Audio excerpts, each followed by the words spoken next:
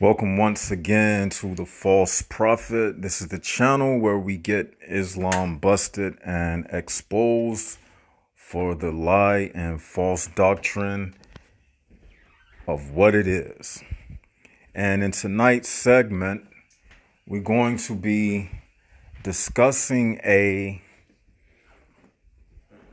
hadith that gets Muhammad in trouble once again. Now, go ahead and hit the subscribe button and hit the notification button. So when we upload videos, you will be the first to be notified. Now, before me on the screen, you see this is the Islam chat that you can get from your Play Store. Now, for those who don't know, Muslims have went on the World Wide Web in efforts to spread Islam. They are now utilizing every outlet of social media that they possibly can to spread Islam. They are now in the tech digital age, no longer in the 7th century. So they are trying to spread these lies on every platform possible. Now, I downloaded the app that's called Islam Chat. You can download this app yourself. And at this chat site, they have agents 24/7 available to answer any question that you have about Islam. But mind you, if you ask them something that will get them buckled, they will quickly end the chat. They will come up with a bogus reason. They'll write you a message saying we don't allow any type of hate speech. Even if you don't even have to be saying anything hateful, but if you just saying something that gets them busted, that's their quick way out of the discussion. Now, also, if they don't have an answer, another thing that they'll do, they'll switch you to another agent. They've done this to me time and time again. Now, as you see, when you go on, when you log on into the chat, they have a area where it says where you can click for Muslim or non-Muslim. So if you are a Muslim, they will tell you to send the email in. But if you are a non-Muslim, they will speak to you, one of the live agents. So in this particular session that I had with the agents, it started out with an agent by the name of Bilal. As you see, if you look at the top, it says, I'm a non-Muslim. And the man or the agent who responded, his name is Bilal. And they always, give you a greeting. Hello, thank you for visiting Allah's word. How may I help you? So the first thing that I did, I didn't even say anything to them. I just copied and pasted a particular hadith because I knew I would get them cornered with my question. So as you see, I'm visitor 0003. And I posted a hadith by Abu Huraira. I always mess up the pronunciation of that name. And if you look at the hadith, it says, the messenger of Allah said, angels do not accompany the travelers who have with them a dog or a bell. And then I wrote underneath the hadith that I posted, this is my question I asked them. I said, so if I keep a bell with me at all times, then how can an angel on my shoulder record anything I do? And I left 3 laughing faces. So by this time, he's over there scratching his head like, wow. So he realized how silly it was. So then he responded and he asked me the source of the hadith. So then without hesitation, I went and copied and pasted the source of the hadith. And all of these hadiths, you can get them yourself.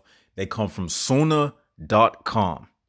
So they can't say that this is coming from a Islamic hate site. They can't say this is something coming from a Islamophobe, because that's the first thing they like to do. They use these shaming tactics because they don't want people to question anything about Islam. And that be as it may, I posted the reference. As you see, the reference says Sahih Muslim. So Sahih means authentic. So he cannot deny this. No Muslim can deny anything that's Sahih. And we have, covered that before. So it says Sahih Muslim, book 37, Hadith 157. So he realized that it was an authentic Hadith. So he's still over there scratching his head. And I was giggling and laughing because I was having fun. Then I wrote, yeah, I know it's silly, right? I thought the same thing. And again, I left the laughing faces. Then I said, but you have to go with and try to defend, even though it's ridiculous, because they do. As you see, it was a period of time when he didn't even say anything. So I had to wait to see. I didn't know if he was going to come back or not. Because you see, with Muslims, he was thinking of something to say because he realized that he was in a trap. Like he didn't have anywhere to go because the hadith was authentic. And it wasn't one of those subject matters where it can be ambiguous. No, it wasn't like that. It was just it's one of those subject matters that's verbatimly accurate in what was said in the hadith. It wasn't anything mystified about it. It was as literal as it gets. So it wasn't anything metaphorical where he can probably, go through different twists and turns. No, it was straight to the point. So then he wrote, listen to his ridiculous answer. He wrote, this means that one will not be under the protection of angels, but the angels who record your deeds are always with you. What? And then I said, look at you trying to find an excuse. That's not what it says. LOL. It says specifically, angels do not travel with anyone who has a bell. Don't even try it, dude. It makes no exceptions. So basically, I was just calling him out because I wasn't going to let him escape from the hadith. And we can go back and read what it says. It says, the messenger of Allah said, angels do not accompany the travelers who have with them a dog or a bell. Because in Islam, they have this belief that you have an angel on your right shoulder and an angel on your left shoulder. And one of the angels is good and the other angel is bad. And it's recording everything that you do. And you've seen those cartoons where the cartoon character will have an angel on one shoulder and an angel on the other shoulder. That comes from Islam. That's a silly belief that comes from Islam. So, as you see, he was trying to get out of it. And he said, this means that one will not be under the protection of angels. Now, where in that hadith did it say, this means that one will not be under the protection of angels? You see, he had to say that because he didn't have nothing else to say. Simple as that. But the angels who record your deeds are always with you. So basically, in order to justify the stupidity, he had to go against his very prophet and say something that his prophet didn't say and add something that no hadith says, nor is nowhere found in the Quran. So he had to create and fabricate a different meaning that wasn't in the hadith. So basically, he was reaching, like they say, for straws. So then the conversation went on. I posted some more things. At this point, I was just poking at him and just having fun. I said, so if you keep a bell on you, then when judgment day come, Allah will have no record. It's true, because if you don't have no angel recording anything, you keep a bell on you at all times. You can keep an angel away from recording your good or bad deeds in Islam. You see how every time Muhammad spoke, he got himself busted? And it only gets worse.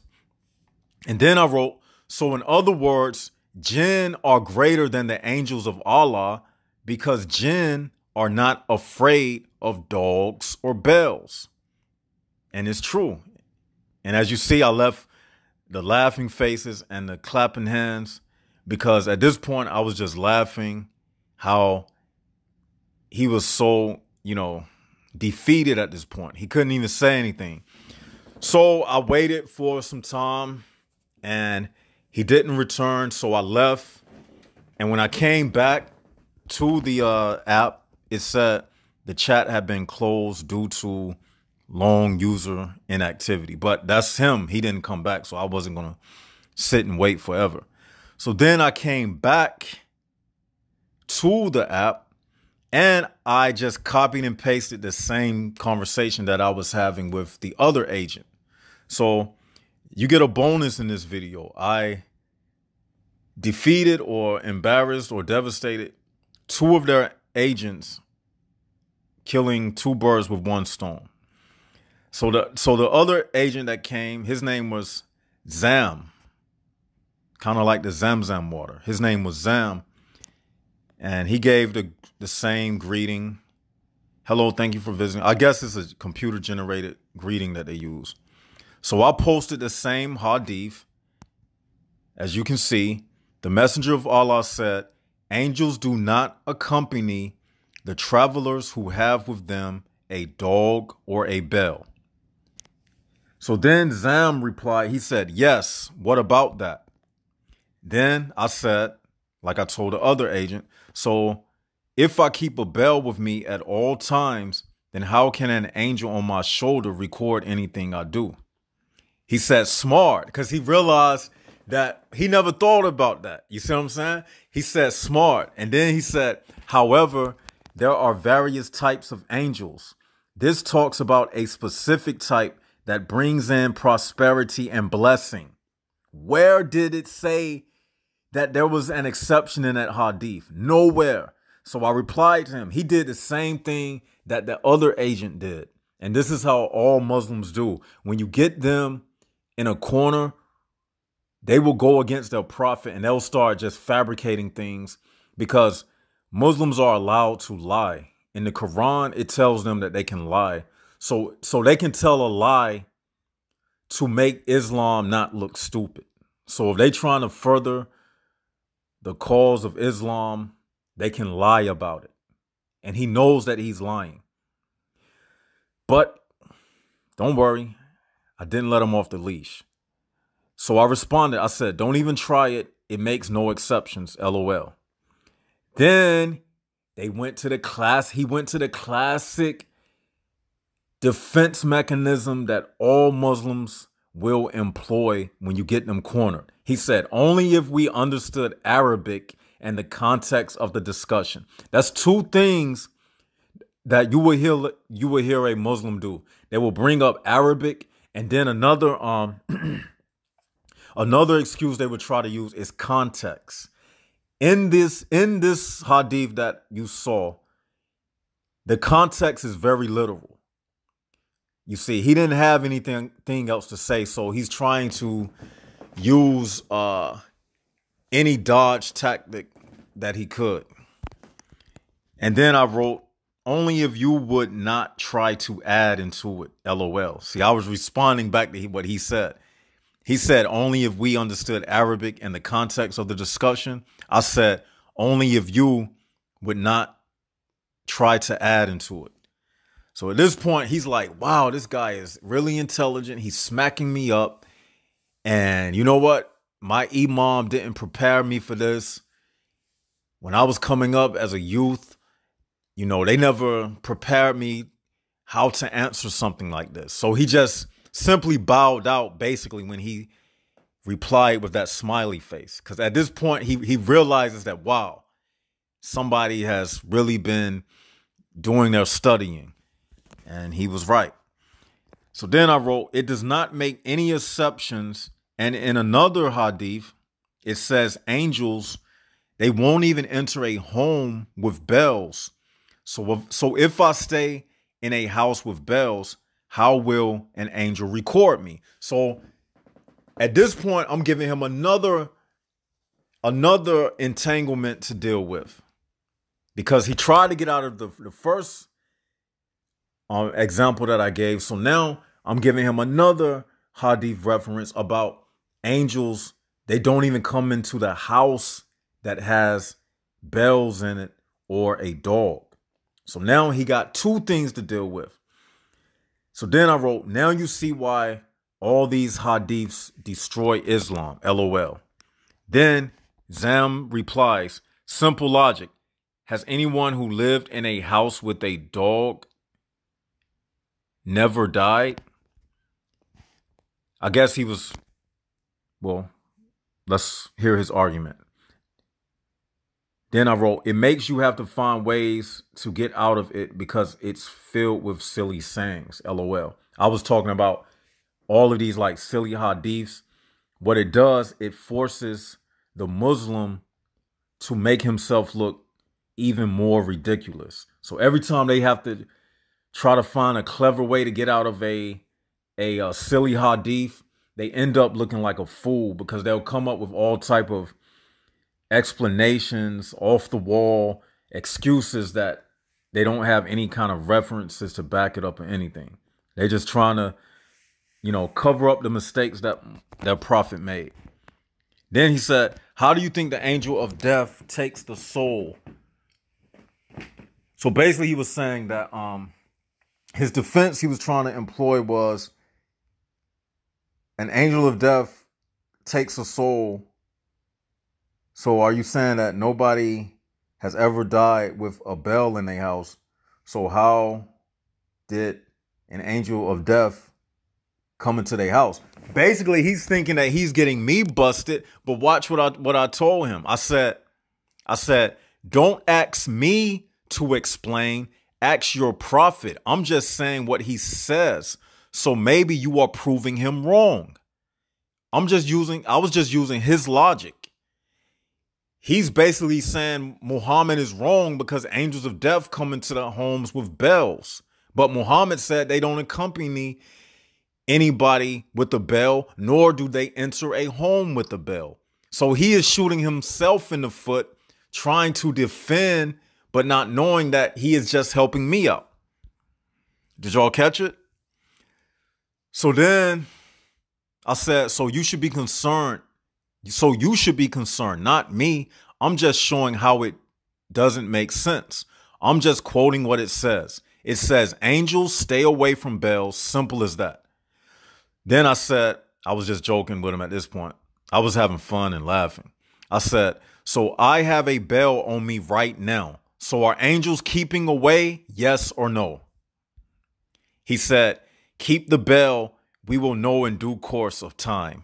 So at this point, he's frustrated, and that's what people do. He's like, basically, he realizes that I have him by the leash. He has nowhere to go. And that's why he said what he said, because he didn't have a way out of it. Then I said, I wanted to go back to him trying to deny the hadith. I said, show me where it says only certain angels stay away from bells. I'm waiting. Because remember, he was trying to add into it, even though the hadith itself didn't make any exceptions. So I was going to, make him be a man of his word, and I wasn't going to let him escape. So then after that, I said, so you see how it's silly? And then I wrote ... So if you know it's silly, then what's your excuse for promoting a silly thing? And I was referring to the hadith. He said, okay, so if I do, what would you do? I didn't respond to that. I said, so in other words, the jinn are, because at this point, I'm still rubbing it in. I said, so in other words, the jinn are greater than the angels of Allah because they are not afraid of dogs and bells, which makes perfect sense, because if the angels of Allah can be deterred because of a dog and a bell, that means they are less powerful than jinn, because jinn are not deterred from dogs or bells. And Muslims have a belief, it's a belief in Islam, that jinn can transform into any animal. Then I said, I knew he wasn't going to answer the question, so I answered it for him. I said, that's exactly what it means. Jinn can transform into dogs and the angels could do nothing about it. LOL. And that's true. So if a jinn can transform into snakes and animals, if they transform into a dog, what could an angel of Allah do to a jinn? Absolutely nothing. Because they stay away from dogs, remember? So then he said, tell me what you would do. I guess he's asking me what would I do if he can prove that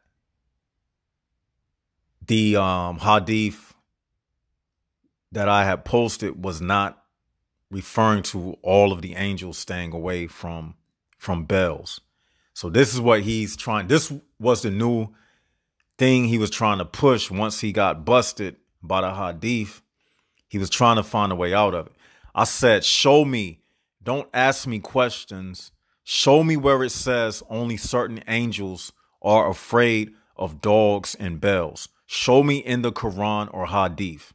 I was being very specific with him, because Muslims all the time, when they be grilling Christians, they'll say stuff like, show me where it says in clear words where Jesus said in the Bible that I am the Son of God, worship me.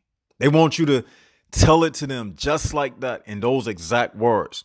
So basically, I was giving him the same criteria, the same way how Muslims grill Christians when they are asking questions. Then he said, I will if you tell me. What will you do? I said, I will read it and say, okay. Okay. Then he says, then no point wasting time, right? Might as well do something better. I guess at this point, he didn't have much evidence. So he's trying to get me away from asking questions. You see, this is just a psychological tactic that he was using. Trust me, I know Muslims like the back of my hand. I know everything they're going to do, everything they're going to say. Islam is dead at this point. And social media and the internet and all of the sources of Islam that's available at the click of a button, they have nowhere to turn at this point. Anyway, I said, and we'll ask you to explain how you know which ones are able to or not. But the truth is, there is no reference, LOL, other than what I showed you. Then he continued with some rubbish. Might as well save some time and be productive. He don't, at this point, it's like a boxing match. He's dazed at this point, wobbling and looking for his corner to throw the towel in. So I said, because it said angels, which is all inclusive, exactly. It said angels with an S. So that means every angel, is no exception to it. Then I said, so why are they afraid of bells? What's so dangerous about a bell, right? Like, why would an angel be afraid of a bell? But it only gets worse for him. Then he said some ridiculous stuff. I'm embarrassed to even read it. He said, okay, so if I say humans don't enter a sewage passage, and then you see a human being in a developing world, I wasn't even trying to listen to that. I don't even know what he was saying. Then I said it's just a piece of metal. Continuing what I was saying about why would angels be afraid of a bell? He was writing something in between that. And he continued with come out of a passage because he was cleaning it doesn't mean what I said was wrong. Does that make sense? Let's read everything he wrote in white. Tell me, does this make sense? This is how Muslims, I'm not trying to be funny, but it's like every Muslim that I have ever encountered or tried to have a question, a Q&A session with, when you get them cornered, they start talking like in like irrational sentences. It's like they just, when they get confounded, they get stupid at the same time. They just start saying stuff. Sometimes I think they pretending to not understand what you're saying, or this is just their way to diffuse what you are saying. I mean, whatever it is, it's just demonic.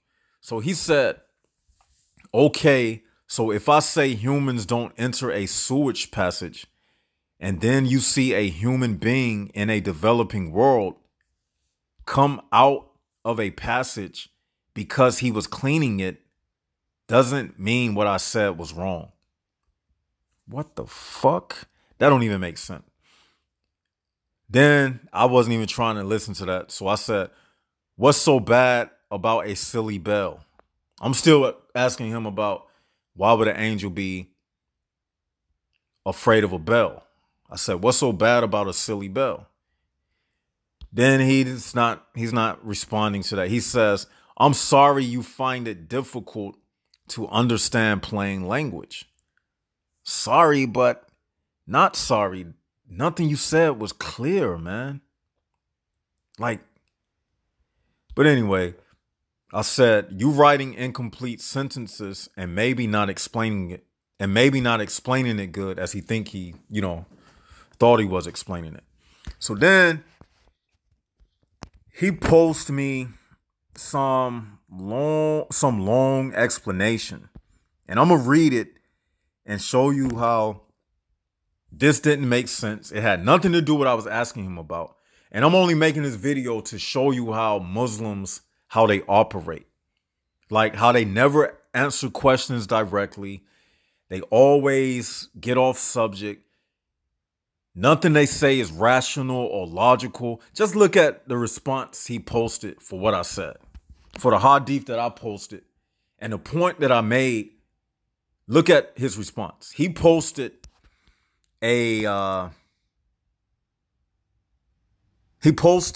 something that a scholar said, and he posted a hadith that had nothing to do with what I asked him. Here is how the classical scholars have explained it. Bukhari and Muslim narrated from Abu something. The angels do not enter a house in which there is an image. Okay. I don't see, but do you see how that's, answering my question of why an angel would be afraid of a bell? Did I say anything about an image? You see how stupid they are? So then the scholar said the reason why they do not enter a house in which there is an image, I didn't say anything about an image. Man, these people are stupid, man.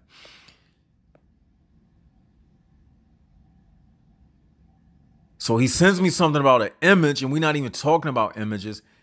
And with regard to these angels who do not enter a house in which there is a dog or an image, they are the angels. Do you see what he did? He posted something about dogs and images, and I asked him about a bell.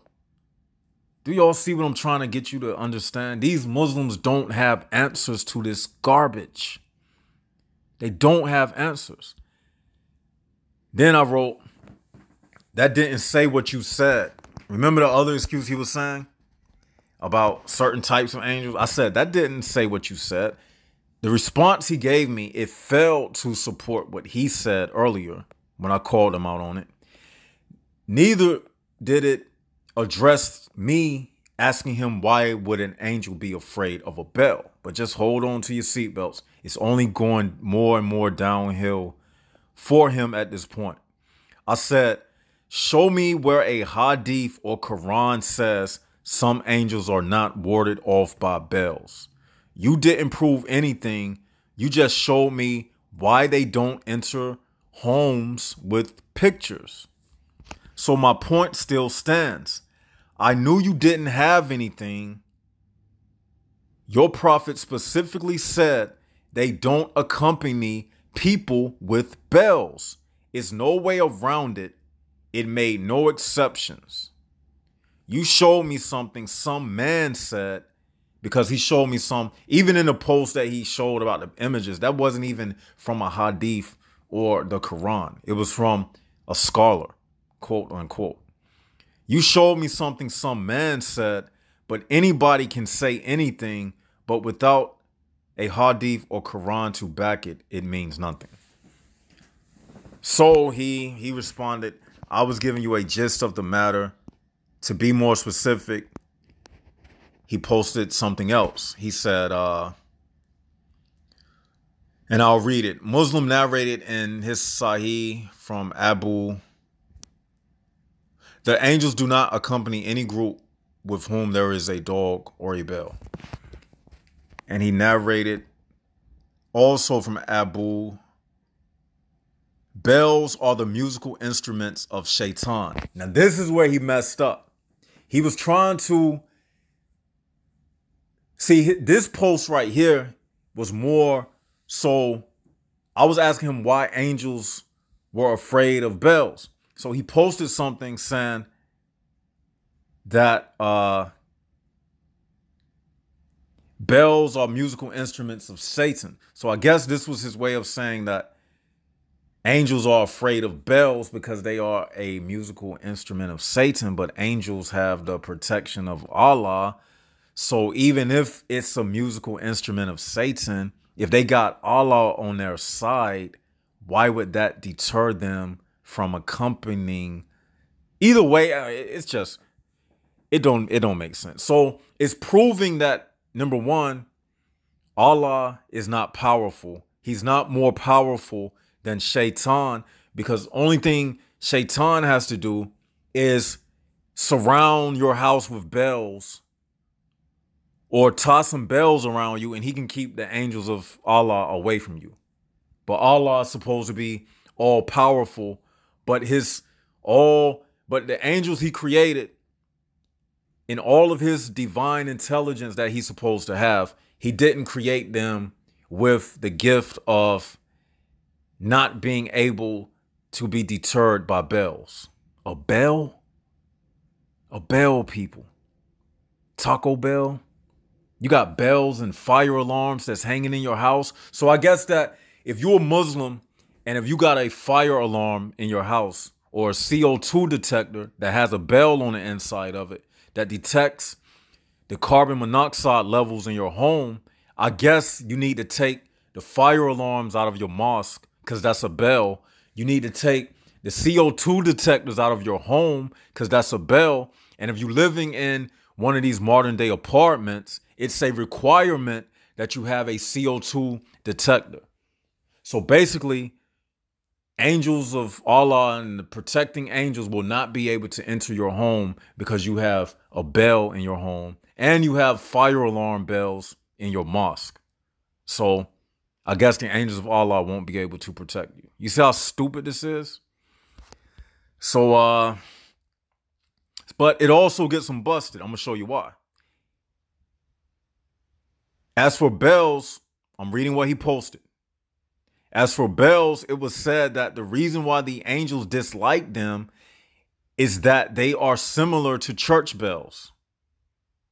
So angels dislike bells because they are similar to church bells. I want to laugh right now, but it's sad. This religion is totally stupid.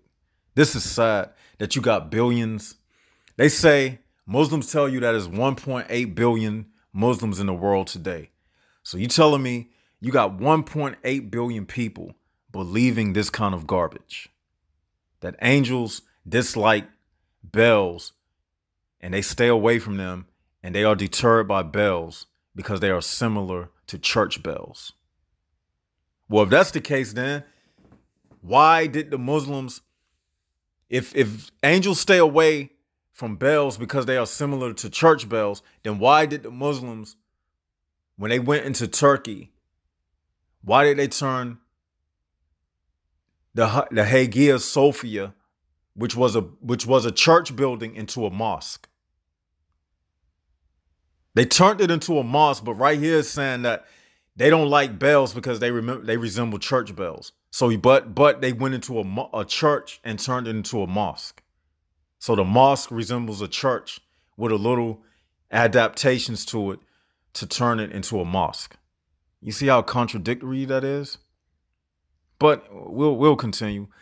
I'm just showing you how foolish and stupid this religion is. It makes absolutely no sense. Or because they are one of the hanging things that are forbidden. One of the hanging things that are forbidden, but Muslims, they pray with rosary beads, which is a hanging thing. It's so... And it was said that the reason why they are disliked is their sound, which is supported by the report which mentions the musical instruments of the shaitan. Now you about to see, you probably already read it. It's right. It's in the blue area. So I said in response, now this is where he got himself busted big time. So they stay away because of the sound of bells, but your prophet heard ringing bells when he received revelations. So that means they were from Satan, busted. So if the bells, if the sound of the bells is the sound of the musical instruments of Satan, then that means that Muhammad himself was receiving satanic revelations, because he said when he was receiving those revelations, he heard the sound of ringing bells. And we're going to show you that. We're going to show you that hadith. So Zam responded. He said, what saddens me is your lack of blah, blah, blah, blah, blah. Just a bunch of nothing. Then I wrote, nah, you got busted. You just posted bells or sounds of instruments from Satan, as you all saw for yourself.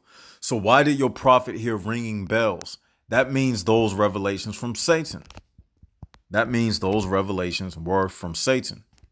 And then I get him busted because I showed him a hadith, like I told you I would show you, to prove that his prophet heard ringing bells when he got revelations. So this proves that the revelations of Muhammad were satanic revelations. Narrated Aisha, the child bride of Muhammad, the little girl Aisha, who he married when she was 6, which is pedophilia, which is child molestation. Muhammad was a child molester.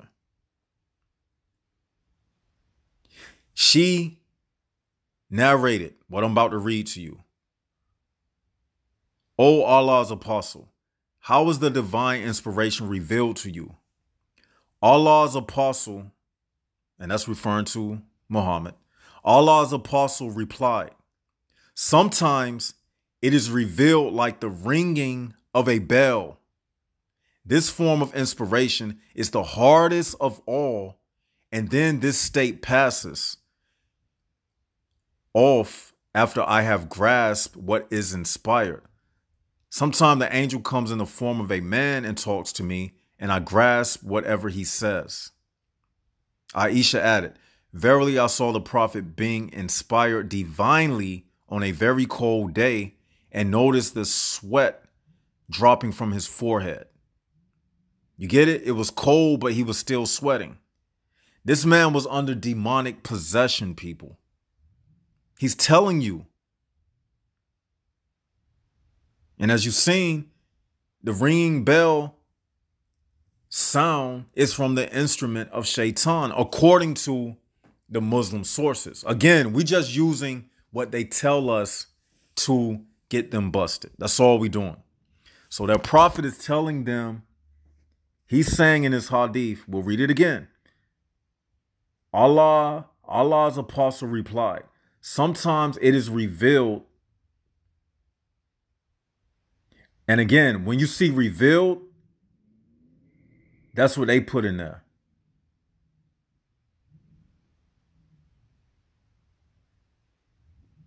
He said, sometimes it is like the ringing of a bell. Whenever you see like those apostrophes and like the words inside of the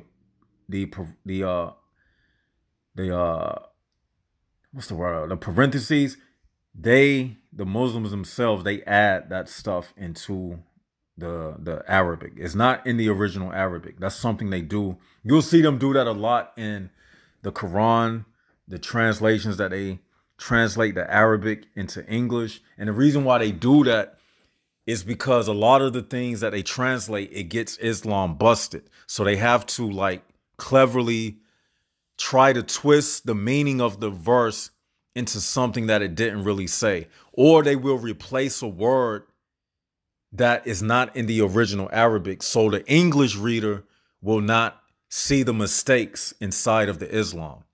I'm telling y'all, like, these Muslims are the biggest liars and deceivers on the face of the planet. So their prophet, he said it himself. Sometimes it is like the ringing of a bell. This form of inspiration is the hardest of all, and then this state passes. You know why he says the hardest of all? Because he was terrified. Muhammad was terrified of these visitations because he was getting these demonic visitations when he was reportedly in the, well, I'm gonna save that for the next video that I upload. I'm not gonna go into it, but my next video I will be basically breaking down how Islam cannot be from the true God. And I will be talking about Muhammad's experience in the cave of Hira, where he got his supposed revelations from the angel Jibril, what they say is Gabriel. They say it's Jibril, but we know it's the angel Gabriel from the Bible. In the Arabic, they call it Jibril. And we'll break that down in the next video when I talk about Muhammad's experience in the cave of Hira, to prove that it's no way that that revelation was a true revelation from God. And we will break that down in my next video. So then, after I had posted the hadith that Aisha mentioned, Muhammad saying that his revelations came in the form of a ringing bell, I wrote, "You just busted your prophet, my friend. His revelations were from Satan."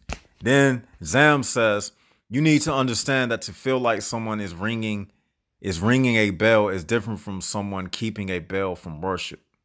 That's so stupid. I don't even know what he was trying to say. That's dumb. Then he said, "You win."